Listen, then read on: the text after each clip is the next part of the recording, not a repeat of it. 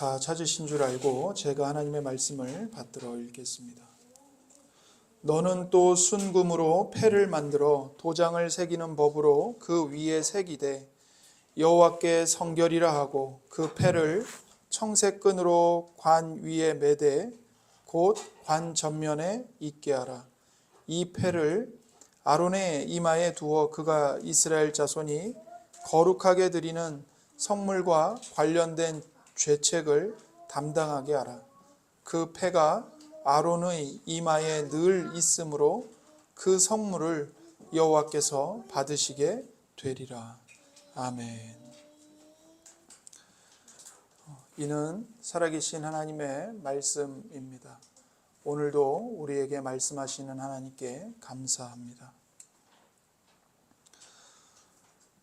대제사장은 제사장들이 입는 하얀 예복을 입은 후에 그 위에다가 청색 겉옷을 입었습니다.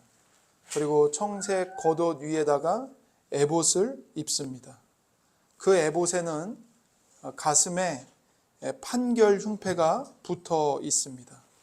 그리고 이제 대제사장의 이마에 마지막으로 순금패를 착용합니다. 그래서 오늘은 대제사장의 마지막 의관인 순금패를 우리가 함께 말씀을 듣도록 하겠습니다. 나눠드린 그 성경 구절이 있는 종이가 있죠. 거기에 출애굽기 28장 36절 말씀을 보시면 너는 또 순금으로 패를 만들어 도장을 새기는 법으로 그 위에 새기되 여호와께 성결이라 하고 그 패를 청색끈으로 관 위에 매되 곧 관 전면에 있게 하라. 이렇게 말씀하십니다. 그래서 먼저 36절을 보면 순금으로 하나의 패를 만듭니다. 그리고 그 패에다가 여호와께 성결, 곧 여호와께 거룩이라는 문구를 새겨 넣으라고 명령하십니다. 그리고 37절에 보면 이 순금패를 이 대제사장이 머리에 쓰는 관, 이마 부위에 달아 놓으라고 말씀하십니다. 그래서 파란색 끈으로 묶어서 이마 부위에 달았습니다. 그런데 이제 우리 한글로는, 우리말로는 이렇게 패라고 번역을 해놨는데요.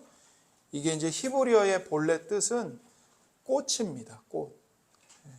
그래서 꽃 모양으로 순금패를 만들어서 붙이는 겁니다. 자, 이제 38절 말씀을 보면 이 순금패와 대제사장이 하는 일이 매우 긴밀하게 연결되어 있다는 것을 우리가 알 수 있습니다. 출애굽기 28장 38절 말씀입니다. 이 패를 아론의 이마에 두어 그가 이스라엘 자손이 거룩하게 드리는 성물과 관련된 죄책을 담당하게 하라. 그 패가 아론의 이마에 늘 있으므로 그 성물을 여호와께서 받으시게 되리라. 이스라엘 자손이 하나님께 거룩한 예물을 드리죠. 번제든 화목제든 제물을 드립니다. 그럴 때 이스라엘 백성들이 죄가 있어서 그 거룩한 봉헌물을 잘못 드리게 됩니다. 그럴 때 그들이 지은 죄를 대제사장이 담당하도록 말씀하시는 겁니다. 백성들의 죄를 대제사장이 대신 짊어져야 한다. 이 말씀을 하십니다. 그래서 대제사장의 이마에는 이 여호와께 성결이라고 기록된 새겨진 패를 달고 있어야 한다라고 말씀하십니다. 그러면 그 대제사장이 바치는 예물을 하나님께서 기꺼이 받으시겠다. 이렇게 말씀하시는 거죠. 그래서 아론의 이마에 여호와께 성결이라는 패가 있기 때문에 백성들의 죄가 있음에도 불구하고 그들이 드리는 희생 제물을 하나님이 기쁘게 받으시겠다는 겁니다. 그만큼 대제사장이 하는 일은 이 순금패에 새겨진 여호와께 성결, 곧 여호와께 거룩이라는 문구에 달려 있는 겁니다. 그래서 이 순금패에서 가장 중요한 것은 무엇인가? 이 패에 새겨진 여호와께 성결이라는 말씀입니다. 여호와께 성결이라는 말씀이 여러분에게는 혹시 어떻게 들리십니까? 우리가 이것을 그냥 성경의 용례를 따라 살펴보지 않고 우리가 흔히 가지고 있는 윤리와 도덕의 관념을 갖고 여호와께 성결이라는 말을 들으면 우리가 오해하기 쉽습니다. 어떻게 오해를 하기 쉽냐면 우리는 거룩한 하나님의 백성들이기 때문에 하나님 앞에서 윤리적인 면에서 도덕적인 면에서 흠이 없어야 한다. 모범이 되어야 한다. 이렇게 생각하기가 쉽습니다. 그러나 대제사장의 이마에 이 여호와께 성결이라는 말씀이 새겨진 그 의미는 그저 단순히 우리가 세상 사람들과 비교했을 때 우리가 더 모범이 되어야 된다. 우리가 더 흠이 없는 사람들로 하나님 앞에 나아가야 된다. 그런 문구가 아닙니다. 우리는 성결, 즉 거룩이라고 하면 완전함을 떠올립니다. 그래서 거룩 그러면 구별되는 것, 분리되는 것을 떠올립니다. 거룩하신 하나님이라고 하면 하나님은 너무나도 거룩하시기 때문에 죄가 많은 우리와는 함께 계실 수 없는 하나님, 우리와 멀리 떨어져 계시는 하나님, 완전하신 하나님, 우리가 감히 다가갈 수 없는 하나님, 우리와 완전히 구별되어서 저 하늘에만 계시는 하나님, 모든 더러운 것으로부터 초월해 계시는 하나님의 이미지를 떠올립니다. 물론 거룩에는 구별된다는 뜻이 있습니다. 그러나 놀라운 것은 하나님께서 성경 전체에서 이 거룩을 말씀하실 때 그 거룩을 나는 너희와 다르다.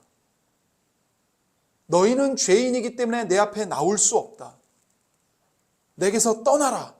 이런 분리와 구별의 뜻으로 말씀하시기보다는 오히려 참여와 간섭의 뜻으로 말씀하십니다. 거룩하신 하나님께서 우리에게 찾아오십니다. 우리와 함께 하십니다. 거룩하신 하나님께서 먼지와 티끌에 불과한 우리를 찾아서 내려오십니다. 우리와 관계를 맺으십니다. 우리의 이름을 부르시고 우리를 찾으십니다. 거룩하신 하나님께서 죄인들을 찾아오십니다. 죄인들을 구원하십니다. 죄인들을 의롭다고 선언하십니다. 죄인들을 거룩하게 만드십니다. 죄인들을 하나님의 백성으로 삼으십니다. 우리와 언약을 체결하시고 그 언약으로 하나님과 우리를 하나의 운명 공동체로 묶으시는 겁니다.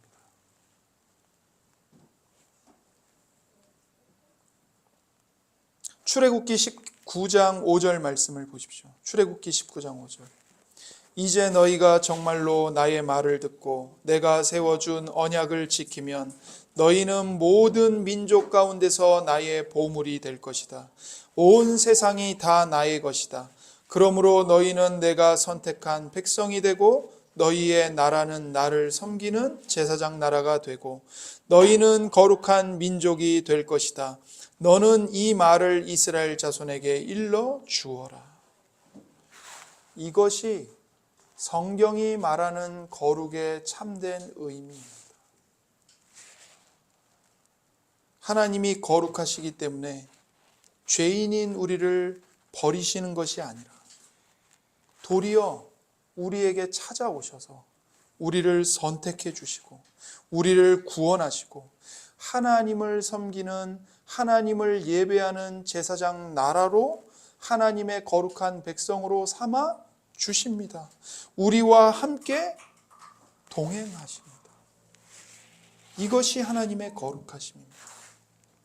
그래서 거룩은 하나님의 은혜와 분리시켜서 생각해서는 안 됩니다. 거룩을 하나님의 은혜와 분리시켜서 사용하는 순간 이 거룩은 사람을 죽이는 흉기가 됩니다. 그러나 하나님의 거룩하심은 우리를 죽이시기 위함이 아니고 도리어 우리를 구원하시기 위함이고 살리시는 거룩하심인 겁니다. 이런 점에서 대제사장의 이마에 여호와께 성결, 여호와께 거룩이라는 문구가 새겨진 이 순금패를 붙이는 것은 단순히 대제사장 그 개인이 얼마나 고결한 사람인가 그걸 강조하기 위함입니다. 혹은 대제사장은 아무런 흠이 없는 완전한 거룩한 자가 되어야만 하나님 앞에 나아갈 수 있다. 그것을 강조하기 위함이야. 여러분 보십시오. 여기서 대제사장으로 임직을 받는 아론. 우리가 다 알지 않습니까? 아론이 이후에 어떤 죄를 범하는지. 금송아지를 만들어서 백성들로 하여금 금송아지를 숭배하게 이끌잖아요. 우상 숭배로 이끕니다. 그런 아론이 어떻게 하나님 앞에서 완전한 의인일 수 있겠습니까? 아론도 죽어 마땅한 죄인입니다. 그런데 그 죄인인 아론을 하나님께서 대제사장으로 부르시고 임명하여 세워주신 겁니다. 그리고 뿐만 아니라 그 대제사장 안에서 모든 이스라엘 백성들을 하나님이 용납하시고 받아주시는 겁니다. 그래서 대제사장 이마에 새겨진 이 여호와께 성결이라는 말씀은 결국 우리들을 용납하시고 받아주시는 하나님의 은혜를 보여주는 복음인 겁니다. 복음입니다. 36절은 여호와께 성결이라는 말씀을 도장을 새기는 법으로 새기라고 명령하십니다.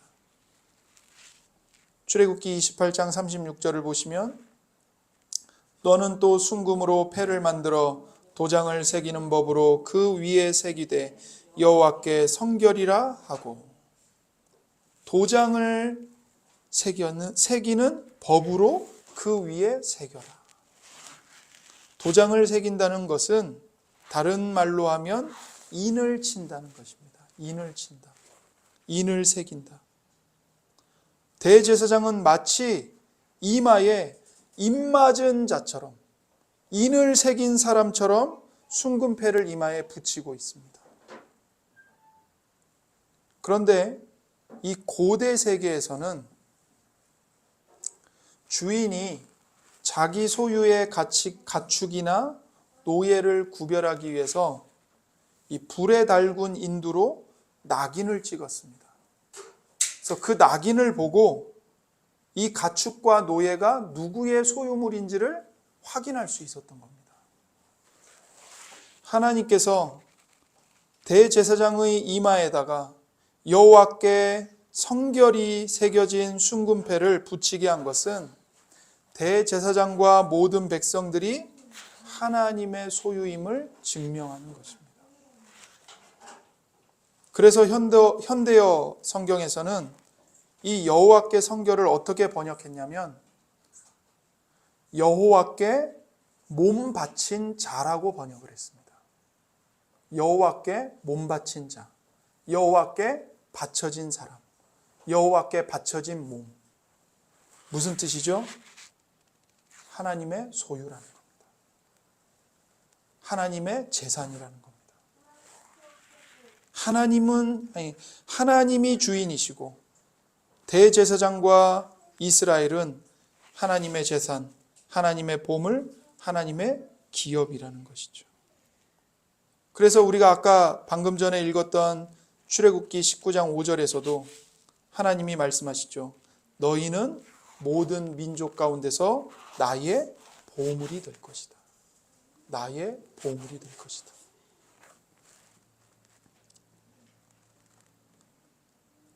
사람의 종이 되는 것은 비참한 것이고 자유를 빼앗기는 괴로운 일입니다.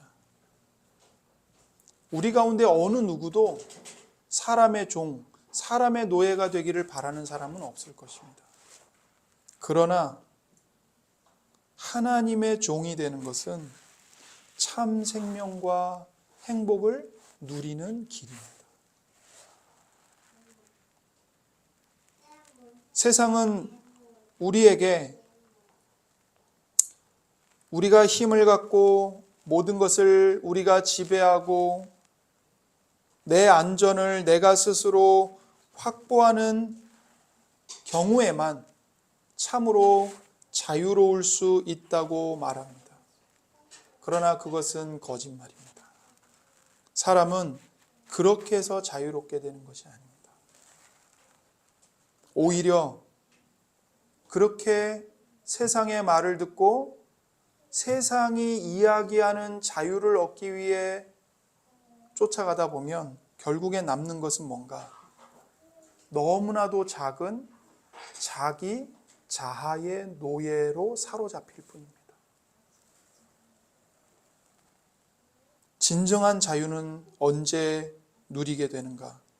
하나님을 사랑하고 자원하는 마음으로 하나님을 섬길 때 사람은 진정으로 자유로워집니다.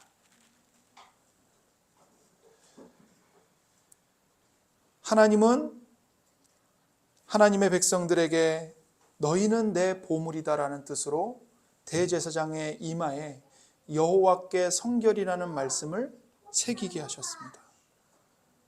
하나님이 그분의 소유에다가 인을 치신 겁니다. 그런데 이 이야기가 놀랍게도 성경의 마지막 책 요한계시록에 가면 이 이야기가 완결이 됩니다. 요한계시록 7장 4절을 우리가 함께 읽어보겠습니다. 내가 인침을 받은 자의 수를 들으니 이스라엘 자손의 각 지파 중에서 인침을 받은 자들이 14만 4천이니 여기 인침을 받은 자들이 나옵니다. 하나님의 도장이 새겨진 사람들, 하나님의 소유이다, 하나님의 보물들이다. 그 인침을 받은 사람들 14만 4천이 나옵니다. 이 14만 4천은 다 아시듯이 신천지 2단에서 말하는 것처럼 이 새하늘과 새 땅에 들어가는 인원수가 아닙니다. 그러니까 다시 말해 14만 4천 명만 구원받는다. 이것은 비성경적인 해석입니다. 그건 2단입니다. 여기서 요한계시록에서 말씀하는 14만 4천은 창세로부터 마지막 날까지 구원받은 하나님의 백성들 전체를 일컫는 말입니다. 그러니까 구원받는 하나님의 백성 전체를 14만 4천이라고 일컫는 겁니다. 그래서 요한계시록 7장 9절에 보면 그 구원받은 백성들을 가리켜서 이렇게 말해요. 아무도 그 수를 셀 수 없을 만큼 큰 무리가 있다고 말씀합니다. 요한계시록 7장 9절을 보십시오. 그 뒤에 내가 보니 아무도 그 수를 셀 수 없을 만큼 큰 무리가 있었습니다. 그들은 모든 민족과 종족과 백성과 언어에서 나온 사람들인데 흰 두루마기를 입고 종려나무 가지를 손에 들고 보좌 앞과 어린 양 앞에 서 있었습니다. 그들은 큰 소리로 구원은 보좌에 앉아 계신 우리 하나님과 어린 양의 것입니다 하고 외쳤습니다. 보십시오.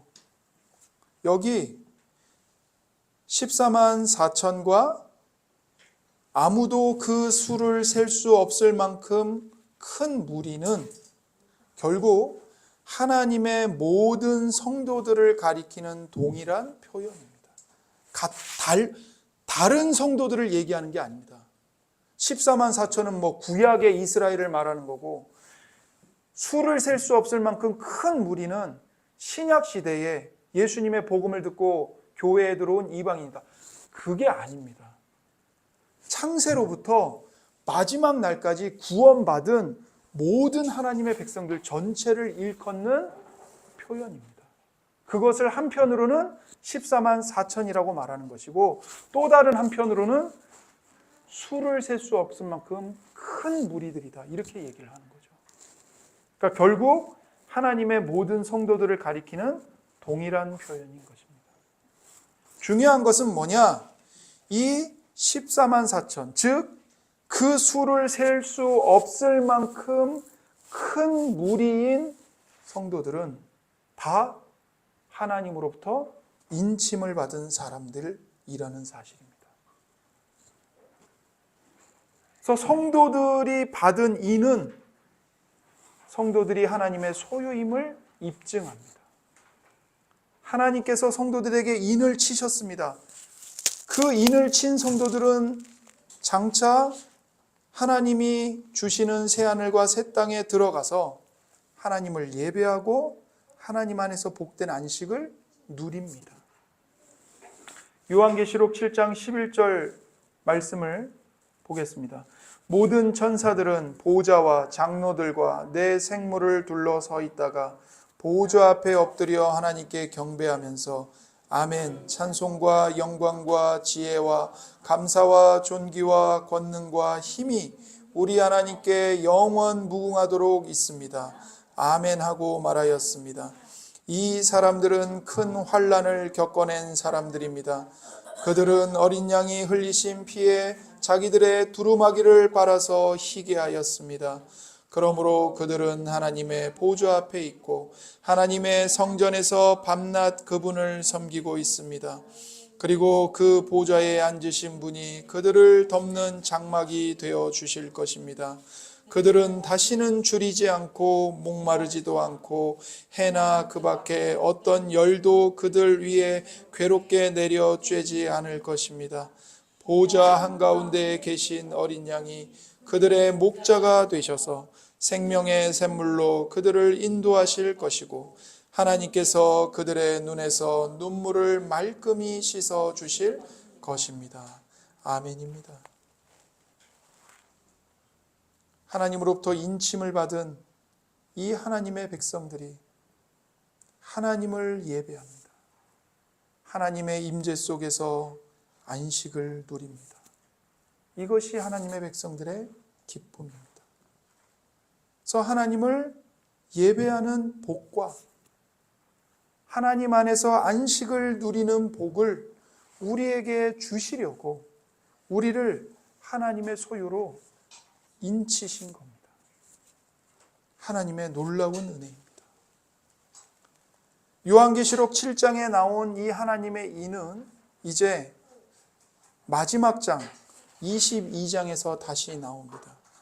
이 요한계시록 22장은 요한계시록의 마지막 장일 뿐만 아니라 전체 성경의 마지막 장입니다. 요한계시록 22장 3절입니다. 하나님과 어린 양의 보좌가 도성 안에 있고 그의 종들이 그를 예배하며 하나님의 얼굴을 뵐 것입니다. 그들의 이마에는 그의 이름이 적혀 있고 다시는 밤이 없고 등불이나 햇빛이 필요 없습니다. 그것은 주 하나님께서 그들을 비추시기 때문입니다. 그들은 영원 무궁하도록 다스릴 것입니다. 그들의 이마에, 성도들의 이마에 무엇이 새겨져 있습니까? 하나님의 이름이 새겨져 있습니다. 하나님의 이름이 모든 성도들의 이마에 새겨진 도장입니다. 저와 여러분의 눈에는 여러분과 제 이마에 여호와 하나님의 이름이 새겨진 이 도장이 보이지 않죠. 그러나 성경은 분명하게 말씀합니다. 예수님을 믿는 구원받은 모든 하나님의 성도들은, 하나님의 자녀들의 이마에는 뭐가 새겨져 있다고요? 여호와 하나님의 이름이 새겨져 있습니다. 구약 시대에는 하나님의 얼굴을 보면 죽을 것을 각오해야 했습니다.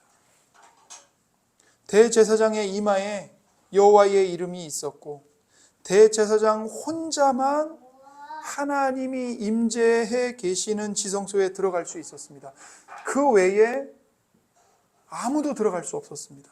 그러나 이제 참 대제사장이신 예수 그리스도 안에서 우리의 죄를 위하여 십자가에서 영원히 단번에 죄를 위한 제사를 드리시고 하나님 보좌 오른편에 좌정하신 그리스도를 의지하는 모든 성도는 새하늘과 새 땅에서 하나님 앞에 나아가 하나님의 얼굴을 볼 수 있습니다.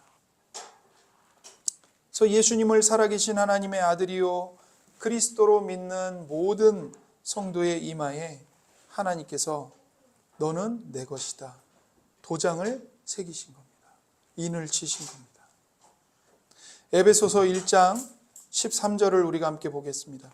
여러분도 그리스도 안에서 진리의 말씀 곧 여러분을 구원하는 복음을 듣고서 그리스도를 믿었으므로 약속하신 성령의 날인을 받았습니다. 이 성령은 하나님의 소유인 우리가 완전히 구원받을 때까지 우리의 상속의 담보이시며 우리로 하여금 하나님의 영광을 찬미하게 하십니다. 하나님께서 우리에게 쳐주신 인이 무엇입니까? 바로 하나님의 성령이십니다. 예수님께서 하늘에 올라가셔서 주님의 백성인 교회에 성령님을 보내주셨습니다. 하나님의 성령으로 우리를 하나님의 소유로 인쳐주셨습니다. 그뿐만 아니라 성령님의 권능으로 구원이 완성되는 그 날까지 성령님께서 우리를 보호하시고 우리의 구원을 보증해 주십니다. 성령 하나님께서 우리 안에 계시고 우리를 또한 품고 계셔서 우리 안에 예수님의 인격과 품성을 빚어가십니다. 뿐만 아니라 어떤 문제도, 어떤 실패와 질병도, 어떤 죄와 죽음도, 어떤 존재도 우리를 하나님의 사랑에서 끊지 못하도록 하나님의 성령께서 우리를 붙드십니다. 우리를 보호하십니다. 이사야 41장 10절 말씀입니다. 내가 너와 함께 있으니 두려워하지 말아라. 내가 너의 하나님이니 떨지 말아라. 내가 너를 강하게 하겠다. 내가 너를 도와주고 내 승리의 오른팔로 너를 붙들어 주겠다. 여러분의 모든 걱정과 두려움을 하나님 아버지께 맡겨 드리십시오. 십자가에 못 박히신 예수님 앞에 나아오셔서 여러분을 괴롭히는 여러분의 모든 죄성을 예수님 앞에 내어놓으십시오. 예수님, 나의 죄를 가져가 주세요. 그리고 대신에 예수님의 마음을 제게 부어주세요. 기도하십시오. 하나님 아버지의 약속과 보호를 신뢰하십시오. 하나님의 은혜로 우리를 보호하심을 알기 때문에 우리는 하나님께 감사를 드립니다. 우리의 감사로 하나님을 영화롭게 합니다. 우리가 우리의 죄를 예수님 앞에 자복하고 예수님 나의 죄를 가져가 주세요. 기도할 때 예수님이 실제로 우리의 죄를 가져가십니다. 그리고 그 대신에 예수님의 거룩한 마음을 우리에게 부어주시고 우리 안에 예수님의 그 거룩한 성품을 빚어 가십니다. 우리는 하나님의 사랑과 주 예수 그리스도의 은혜와 성령님의 교통하심으로 말미암아 구원받은 하나님의 자녀들입니다. 그러므로 우리는 이제 우리의 몸과 삶으로 하나님을 예배합니다. 로마서 12장 1절 말씀입니다. 형제자매 여러분, 그러므로 나는 하나님의 자비하심을 힘입어 여러분에게 권합니다. 여러분의 몸을 하나님께서 기뻐하실 거룩한 산 제물로 드리십시오. 이것이 여러분이 드릴 합당한 예배입니다. 여러분은 이 시대의 풍조를 본받지 말고 마음을 새롭게 함으로 변화를 받아서 하나님의 선하시고 기뻐하시고 완전하신 뜻이 무엇인지를 분별하도록 하십시오. 사도 바울은 로마서에서 하나님을 예배하는 삶이 무엇인지 구체적으로 말해줍니다. 바로 로마서 12장 9절 말씀입니다. 사랑에는 거짓이 없어야 합니다. 악한 것을 미워하고 선한 것을 굳게 잡으십시오. 형제의 사랑으로 서로 다정하게 대하며 존경하기를 서로 먼저 하십시오. 열심을 내어서 부지런히 일하며 성령으로 뜨거워진 마음을 가지고 주님을 섬기십시오. 소망을 품고 즐거워하며 환난을 당할 때에 참으며 기도를 꾸준히 하십시오. 성도들이 쓸 것을 공급하고 손님 대접하기를 힘쓰십시오. 여러분을 박해하는 사람들을 축복하십시오. 축복을 하고 저주를 하지 마십시오. 기뻐하는 사람들과 함께 기뻐하고 우는 사람들과 함께 우십시오. 서로 한 마음이 되고 교만한 마음을 품지 말고 비천한 사람들과 함께 사귀고 스스로 지혜가 있는 채 하지 마십시오. 아무에게도 악을 악으로 갚지 말고 모든 사람이 선하다고 생각하는 일을 하려고 애쓰십시오. 여러분 쪽에서 할 수 있는 대로 모든 사람과 더불어 화평하게 지내십시오. 사랑하는 여러분, 여러분은 스스로 원수를 갚지 말고 그 일은 하나님의 진노하심에 맡기십시오. 성경에도 기록하기를 원수 갚는 것은 내가 할 일이니 내가 갚겠다고 주님께서 말씀하신다 하였습니다. 내 원수가 줄이거든 먹을 것을 주고 그가 목말라 하거든 마실 것을 주어라. 그렇게 하는 것은 내가 그의 머리 위에다가 숯불을 쌓는 셈이 될 것이다 하였습니다. 악에게 지지 말고 선으로 악을 이기십시오. 여러분, 우리가 예수님의 십자가의 은혜를 의지하여 한 주간도 이 말씀이 우리에게 명하시는 하나님을 예배하는 삶을 살기 소원합니다. 우리는 기도를 꾸준히 해야 합니다. 쉬지 않고 기도해야 합니다. 하나님께서 우리 가운데서 선한 일을 행하고 계시기 때문입니다. 하나님께서 우리를 날마다 우리의 욕심을 날마다 깨트리시고 우리를 변화시키고 계시기 때문에 우리는 꾸준히 기도해야 합니다. 또한 우리가 서로를 다정하게 대해야 합니다. 서로를 존경하기를 먼저 해야 합니다. 하나님께서 여러분과 제게 값없이 주신 재능과 은사로 형제 자매들을 섬겨야 합니다. 모든 사람에게 선을 행해야 합니다. 원수 갚는 것을 하나님께 맡겨야 합니다. 악에게 지지 말고 선한 행실로 악을 이기시는 복된 성도님들이 되시기를 바랍니다. 함께 기도하겠습니다. 이 시간 우리가 함께 기도할 때 주께서 주신 말씀에 우리가 응답하며 기도하기를 원합니다. 하나님 아버지, 거룩하신 하나님께서 죄인인 우리를 은혜로 받아주셨으니 우리도 서로를 받아들이게 도와주옵소서. 이번 한 주도 우리 몸으로, 내 몸으로 하나님을 예배하며 예수님 안에서 안식을 누리도록 우리 모두에게 은혜를 베풀어 주세요. 하나님의 자녀답게 하나님과 이웃을 사랑하며 살아가도록 우리 모두를 도와주세요.